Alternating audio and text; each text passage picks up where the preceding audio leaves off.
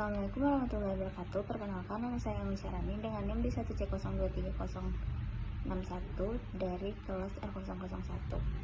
Baiklah, di sini saya akan mempresentasikan hasil tugas saya yang berjudul Evaluasi Tingkat Pengecualian Umum Belanda untuk Fortifikasi Sukarelawan dengan Asam Folat. Pendahulu, fortifikasi pangan adalah investasi kesehatan masyarakat yang penting. Namun, praktik ini beresiko jika kadarnya melebihi batas asupan, terutama untuk kelompok rentan seperti anak-anak. Di Belanda, fortifikasi asam folat awalnya dilarang, tetapi pada 2007 pemerintahan memberikan pengecualian umum yang mengizinkan fortifikasi sukarela hingga 100 mikrogram per 100 kal. Batas ini disusun berdasarkan model perhitungan yang mempertimbangkan data konsumsi orang dewasa. Masalah utamanya adalah kebijakan ini belum mempertimbangkan data konsumsi anak usia 2-6 tahun secara komprehensif. Padahal mereka memiliki UL yang lebih rendah dan berpotensi memiliki asupan yang lebih tinggi dari gabungan makanan fortifikasi dan suplemen. Oleh karena itu, evaluasi ulang tingkat fortifikasi maksimum sangat penting untuk melindungi kesehatan publik. Metode evaluasi. Tujuan evaluasi ini adalah memastikan batas fortifikasi 100 mikrogram per 100 kal tetap aman bagi anak usia 2-6 tahun. Metode yang digunakan meliputi 3 langkah utama. Menginventarisasikan produk pangan di fortifikasi asam folat di pasar Belanda untuk memahami perkembangan fortifikasi. Kedua, mengestimasikan ulang parameter model fortifikasi termasuk asupan energi dan suplemen berdasarkan data survei konsumsi makanan nasional anak usia dini. Ketiga, menganalisis resiko anak melebihi UL dalam berbagai skenario fortifikasi yang realistis dan potensial. Selanjutnya ada perkembangan produk fortifikasi. Hasil investasi produk pada tahun 2009 menunjukkan adanya 139 produk yang difortifikasi asam folat, mencakup kategori seperti sereal, roti, produk susu, dan makanan ringan. Kandungan asam folat pada produk ini bervariasi, berkisar antara 3-260 mikrogram per 100 kal makanan. Terutama yang mengkhawatirkan adalah beberapa produk ternyata melampaui batas maksimum 100 mikrogram per 100 kal yang telah ditetapkan pemerintah. Pertumbuhan cepat produk-produk fortifikasi yang menegaskan bahwa tanpa pemantauan berkala, risiko konsumsi berlebihan pada kelompok usia tertentu dapat meningkat. Selanjutnya ada evaluasi parameter model fortifikasi. Model fortifikasi pemerintah yang digunakan tahun 2007 didasarkan pada data konsumsi orang dewasa, sehingga parameter-parameter tidak lagi relevan untuk anak usia 2-6 tahun.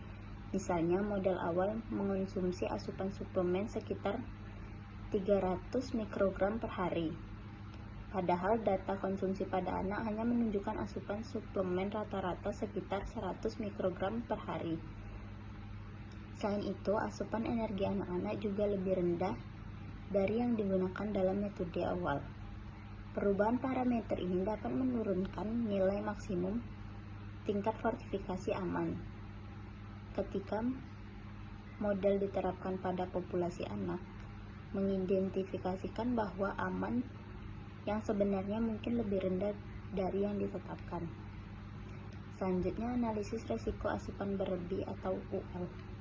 Analisis resiko menunjukkan bahwa dalam skenario yang mencerminkan kondisi pasaran saat ini sekitar 10% anak usia 2-3 tahun mengonsumsi lebih dari 10% energi harian mereka dari makanan fortifikasi.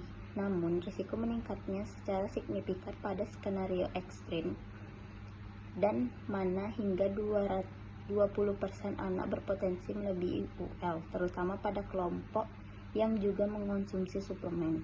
Hal ini menunjukkan bahwa batas 100 mikrogram per 100 kal mungkin terlalu tinggi apabila tren fortifikasi meningkat, sehingga regulasi harus memperhitungkan kemungkinan terjadinya konsumsi tumpang tindih antara makanan dan suplemen untuk melindungi anak-anak dari resiko konsumsi berlebih.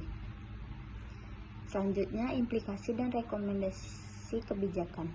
Studi ini menyimpulkan bahwa batas maksimum fortifikasi 100 mikrogram per 100 kal harus ditindak ulang karena MSFL berbasis data anak-anak ternyata lebih rendah. Rekomendasi terutama mencakup satu, perbaikan pelabelan nutrisi agar membedakan antara folat alami dan asam folat sintetis. Selain UL hanya berlaku untuk bentuk sintetis. Kedua, diperlukan pemantauan konsumsi dan pemetaan produk fortifikasi secara berkala mengingat pasar makan selalu berubah. Ketiga, model fortifikasi harus responsif dan adiktif terhadap dinamika konsumsi masyarakat. Secara keseluruhan, kebijakan fortifikasi harus diperbarui berdasarkan data konsumsi terbaru secara efektif menjaga keamanan pangan bagi kelompok rentan. Kesimpulan utama dari penelitian ini adalah bahwa kebijakan fortifikasi asam folat di Belanda perlu dievaluasi ulang secara mendesak. Batas maksimum fortifikasi sukarela tidak lagi sepenuhnya relevan bagi anak-anak karena model awal yang digunakan sudah usang dan peningkatan cepat produk di pasar meningkatkan resiko asupan berlebih. Keamanan pangan untuk kelompok rentan harus menjadi prioritas yang membutuhkan penyesuaian dan pembaruan model berbasis data yang berkelanjutan. Sekian presentasi dari saya akhiri. Wassalamualaikum warahmatullahi wabarakatuh.